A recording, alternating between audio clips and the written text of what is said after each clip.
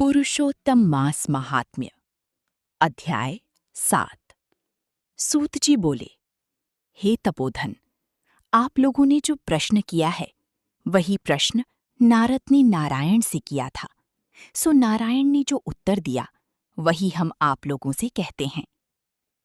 नारद जी बोले, विष्णु ने अधिक मास का अपार दुख निवेदन करके जब मौन धारण किया, तब हे बद्रीपते, पुरुषोत्तम ने क्या किया सो इस समय आप हमसे कहिए। श्री नारायण बोले, हे वत्स, गोलोकनाथ श्री कृष्ण ने विष्णु के प्रति जो कहा वह अत्यंत गुप्त है, परंतु भक्त, आस्तिक, सेवक, दंभरहित, अधिकारी पुरुष को कहना चाहिए। अतः मैं सब कहता हूं, सुनो। ये आख्यान सत्कीर्ति, पुण्य, यश, सुपुत्र का दाता, राजा को वश में करने वाला है और दरिद्रता को नाश करने वाला एवं बड़ी पुण्यों से सुनने को मिलता है। जिस प्रकार इसको सुने उसी प्रकार अनन्य भक्ति से सुने हुए कर्मों को करना भी चाहिए। श्री पुरुषोत्तम बोले, हे विष्णु, आपने बड़ा अच्छा किया जो मलमास को लेकर यहाँ आए। इससे आप लोक में कीर्ति पावेंगे। आपने जिसका उद्धार स्वीकार किया उसको हमने ही स्वीकार किया, ऐसा समझी। अतः इसको हम अपनी समान सर्वोपरि करेंगे।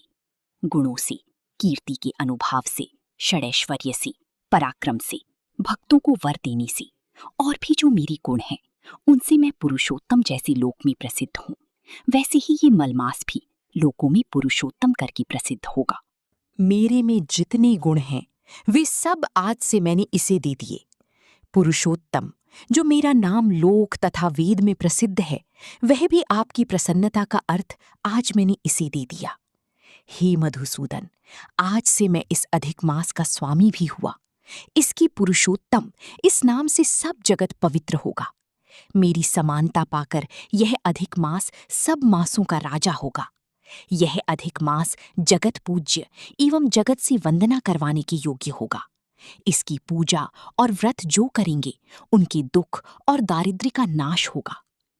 चैत्रादि सब मास सकाम हैं, इसको हमने निष्काम किया है।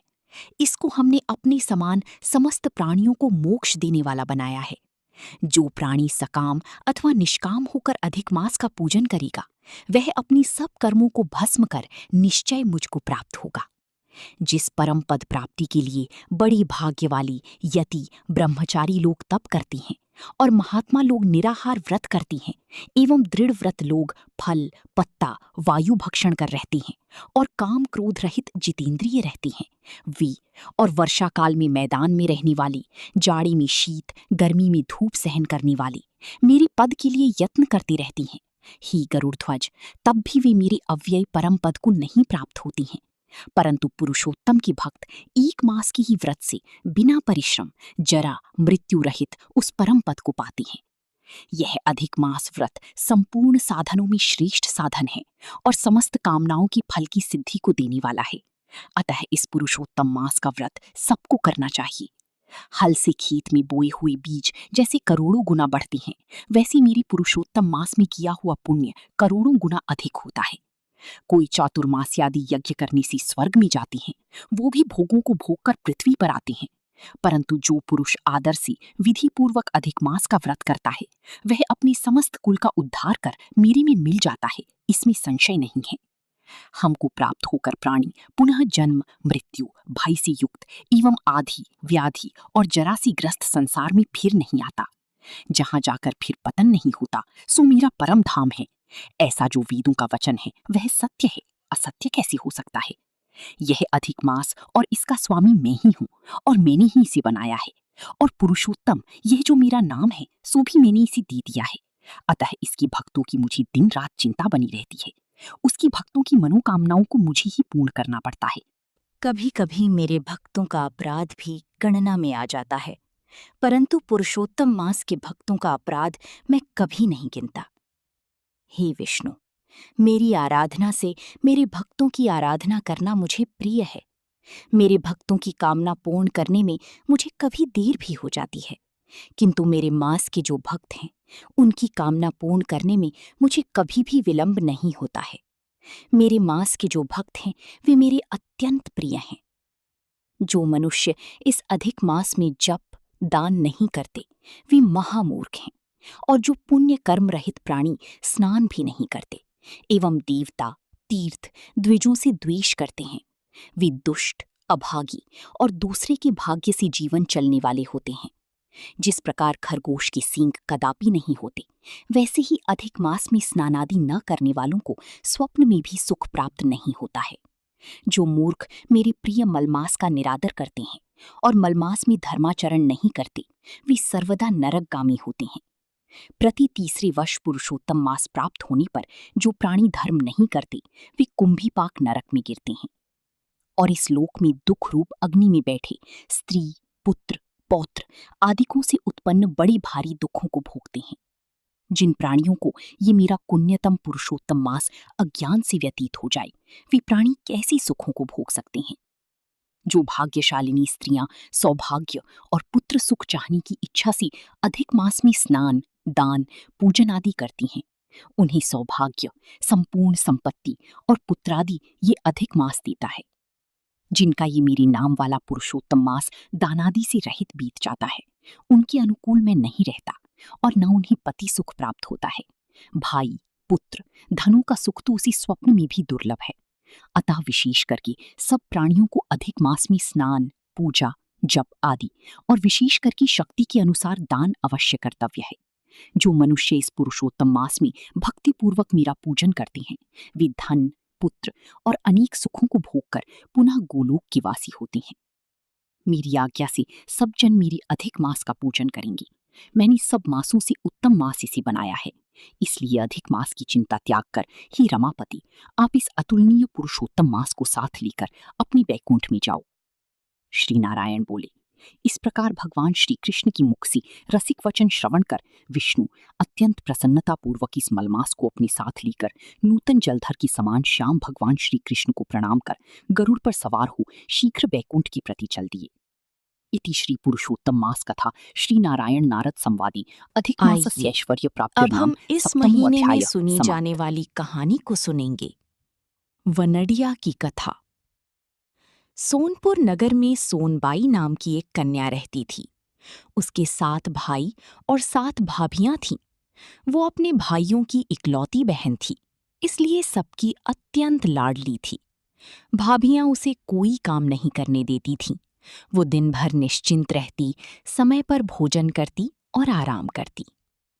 सोनबाई जितनी सुंदर थी उतनी ही गुणवान और धार्मिक भी थी। वो प्रतिदिन सुबह शाम मंदिर जाकर भगवान के दर्शन करती, दान पुण्य करती, भजन कीर्तन करती, व्रत रखती और कथा वार्ता सुनती थी।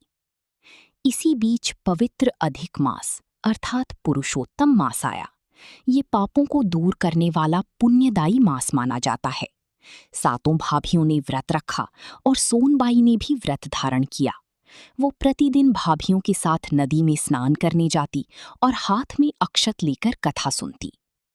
इस प्रकार पूरा महीना बीत गया। फिर एकम का दिन आया। 7 भाभियां सोनबाई से कहने लगीं, ननद बा, चलो वनडिया देव की कथा सुनने चलते हैं। जिसने व्रत किया हो उसे वनडिया की कथा अवश्य सुननी चाहिए, नहीं तो वनडिया दोष लगता है। ये सुनकर सोनबाई बोली, नहीं बहनों, मेरे लिए तो मेरी प्रभु ही पर्याप्त हैं। मैं केवल भगवान की गुण गाती हूँ। मैं किसी और की कथा नहीं सुनूंगी। मुझे किसी पाप में नहीं पड़ना। भाभियों ने उसे बहुत समझाया पर वो नहीं मानी।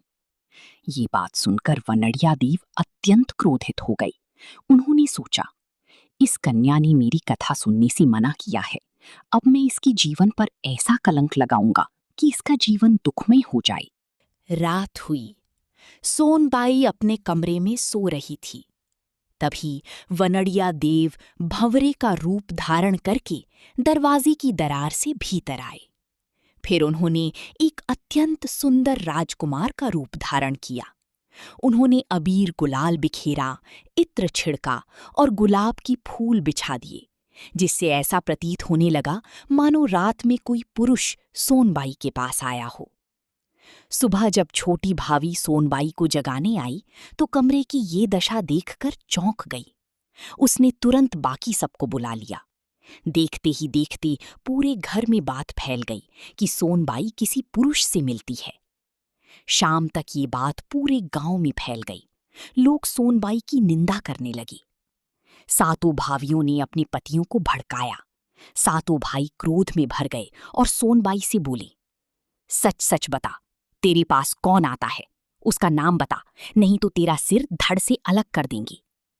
बेचारी निर्दोष सोनबाई ने हाथ जोड़कर कहा, मैं पुरुषोत्तम प्रभु की सौगंध खाकर कहती हूं कि मैंने स्वप्न में भी किसी पुरुष का विचार नहीं किया। यदि मैं दोषी हूं तो अभी मेरे प्राण निकल जाएं। भाइयों को उसकी बात पर विश्वास तो था, लेकिन प्रमाण चाहिए था। इसलिए उन्होंने पूरी रात तलवार लेकर पहरा देने का निश्चय किया। आधी रात होते ही वनड़िया देव फिर भंवरे का रूप लेकर आए और कमरे में अबीर गुलाल बिखेरने लगे। तभी भाइयों ने दरार से अंदर झांका और एक सुंदर राजकुमार को देखा। वे तुरंत तलवार लेकर अंदर घुसे और बोले, तू कौन है, मनुष्य है या देवता? तब वनड़िया देव हंसकर बोले, मैं वनड़िया देव हूं। तुम्हारी बहन ने मेरी कथा सुनने से मना किया था, इसलिए मैं बदला लेने आया हूं। भाई भयभीत हो गए और विनम्रता से बोले, हे देव, अब क्या उपाय करें जिससे हमारी बहन दोष मुक्त हो जाए? वनड़िया देव बोले। तब वनड़िया देव बोले, एक उपाय है। यदि सोनबाई बाढ़ को बछड़ा, पाड़ यानी तालाब या जलाशय को पूरी, लहर को लड्डू और रंक यानी गरीब को रोटी देने के बाद श्रद्धा और भक्ति भाव से मेरी कथा सुने तो वो अवश्य ही दोष मुक्त हो जाएगी। भाई बोले, हे वनड़िया देव, हमारी बहन आपके बताए अनुसार सब कुछ अवश्य करेगी, लेकिन उसके माथे पर जो कलंक लग गया है वो कैसे दूर होगा? गांव वालों के मुंह कैसे बंद होंगे? वनड़िया देव फिर बोले, नगर के राजा ने कुल देवी का एक भव्य शिखर युक्त मंदिर बनवाया है। उसके ऊपर स्वर्ण का कलश चढ़ाया जाना है। उस कलश को कोई साधारण स्त्री नहीं चढ़ा सकती, केवल सती स्त्री ही उसे चढ़ा सकती है। जब राजा ढिंडोरा पिटवाकर किसी सती स्त्री को बुलवाए तब सोनबाई को वहां भेजना। जब सोनबाई उस कलश को चढ़ा देगी तब पूरे गांव को उसके सतीत्व का प्रमाण मिल जाएगा। सत्य का तेज चमक उठेगा और कलंक का अंधकार मिट जाएगा। सुबह होती ही सोनबाई ने वनड़िया देव की बताए अनुसार सब कुछ किया। फिर अत्यंत श्रद्धा और भक्ति भाव से वनड़िया देव की कथा सुनी। उसी क्षण वो वनड़िया की दोष से मुक्त हो गई।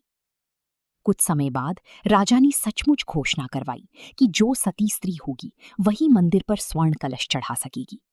पूरे नगर की स्त्रियां डर गईं, कोई आगे नहीं आई।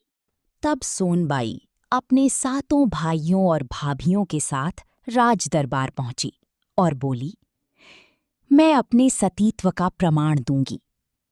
ये सुनकर दरबारी हंसने लगे, लेकिन सोनबाई अडिग रही। अगले दिन पूरा नगर तमाशा देखने इकट्ठा हो गया। सभी सोच रहे थे कि आज सोनबाई का अपमान होगा। सोनबाई ने भगवान का स्मरण किया और वनड़िया देव का नाम लेकर कच्चे सूत का धागा छलनी से बांधकर उसे बावड़ी में डाला और पानी भरने लगी। ये देखकर सभी आश्चर्यचकित रह गए। फिर उसने उसी छलनी के जल से स्वर्ण कलश पर जल छिड़का और हाथ से स्पर्श किया। तुरंत वह कलश तेज गति से मंदिर की शिखर पर चढ़ गया। पूरा नगर सोनबाई की सतीत्व की जय जयकार करने लगा। सभी समझ गए कि सोनबाई पूर्णतः पवित्र और निर्दोष है। तब सोनबाई और उसकी सातों भाभियां मिलकर गाने लगीं, हे वनड़िया देव, भाई की बहन को कष्ट मत देना, झूठा कलंक मत लगाना, सत्य पर संदेह मत उत्पन्न करना। प्रसन्न होने पर तुम राज्य देती हो और बिगड़े कार्य भी बना देती हो। क्रोधित होने पर बड़ा दंड देती हो। चारों दिशाओं में तुम्हारा यश गूंजता है। तुम्हारा निवास प्रभु के समीप है। हम तुम्हारी चरणों की दास हैं। पुण्य फलित हुए और पाप दूर हुए। हमें पुरुषोत्तम प्रभु की दर्शन प्राप्त हुई।